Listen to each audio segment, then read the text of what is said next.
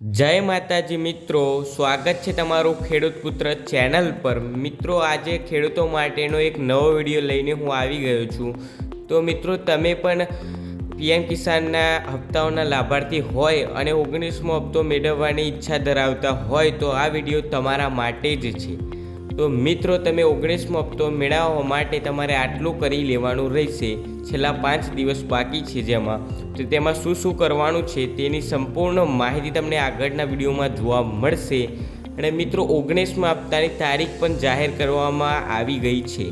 અને મિત્રો, તેનું રજિસ્ટ્રેશન કેવી રીતે કરાવવું અને તેમાં એલિજિબિલિટી સ્ટેટસ કયું જોઈએ અને તેના માટે કયા કયા ડોક્યુમેન્ટની જરૂર છે તે પણ માહિતી તમને આગળના વિડીયોમાં જોવા મળશે। તો વિડીયોને થોડો પણ સ્કીપ કરતા નહીં અને વિડીયોને અંત સુધી જોજો।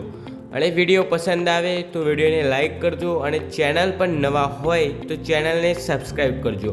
અને જો તમારે કોઈ પણ પ્રકારનો પ્રશ્ન હોય તો કોમેન્ટમાં જરૂરથી જણાવજો। તો મિત્રો, ભારત સરકારે તેની રજિસ્ટરની તારીખ પણ જાહેર કરવામાં આવી છે। તો તમને તે તારીખ કઈ છે તે આગળના વિડીયોમાં બતાવીશું। તો મિત્રો, ભારત સરકાર દ્વારા પીએમ કિસાન યોજના હેઠળ પાત્રતા ધરાવતા ખેડૂતોની પોર્ટલ ઉપર નોંધણી સેલ્ફ રજિસ્ટ્રેશન દ્વારા કરવામાં આવે છે।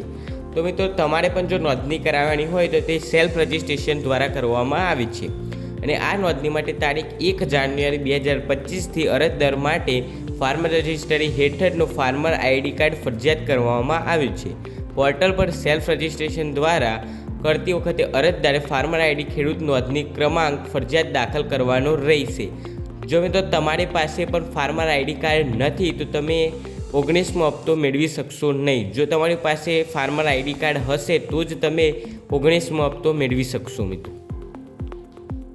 તો મિત્રો, પીએમ કિસાન યોજના માટે પાત્રતા ધરાવતા ખેડૂતો વેબ પોર્ટલ અથવા મોબાઈલ એપ્લિકેશનથી જાતે અથવા ગ્રામ્ય કક્ષાએ કોમ્પ્યુટર ઓપરેટર મારફતે અરજી કરી શકે છે, પરંતુ તે માટે ફાર્મર આઈડી કાર્ડ જરૂરી છે। જો મિત્રો તમને પણ તમારા મોબાઈલ એપ્લિકેશનથી જાતે રજિસ્ટ્રેશન કરતા ન આવડતું હોય તો તમે ગ્રામ્ય કક્ષાએ જઈને કોમ્પ્યુટર ઓપરેટર મારફતે અરજી કરાવી શકો છો।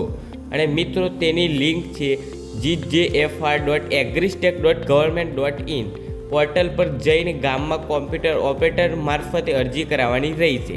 અને મિત્રો, વધુ માહિતી માટે તમે ગામના ગ્રામ સેવક અથવા તલાટી ગ્રામ મંત્રીની પણ મદદ લઈ શકો છો।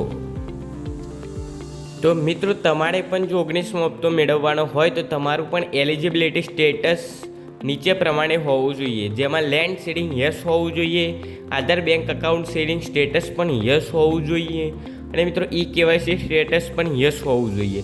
જો મિત્રો તમે પણ હજુ કેવાયસી ન કરાવ્યું હોય તો ઝડપથી તમે આ કેવાયસી કરાવી લો, તેની છેલ્લી તારીખ હજુ જાહેર કરવામાં આવી નથી। અને મિત્રો, તમને આ વિડીયો કેવો લાગ્યો તે કોમેન્ટમાં જરૂરથી જણાવજો। અને જો વિડીયો પસંદ આવ્યો હોય તો વિડીયોને લાઈક કરજો અને ચેનલ પર નવા હોય તો ચેનલને સબસ્ક્રાઈબ કરજો। બીજા વિડીયોમાં મળીએ, ધન્યવાદ।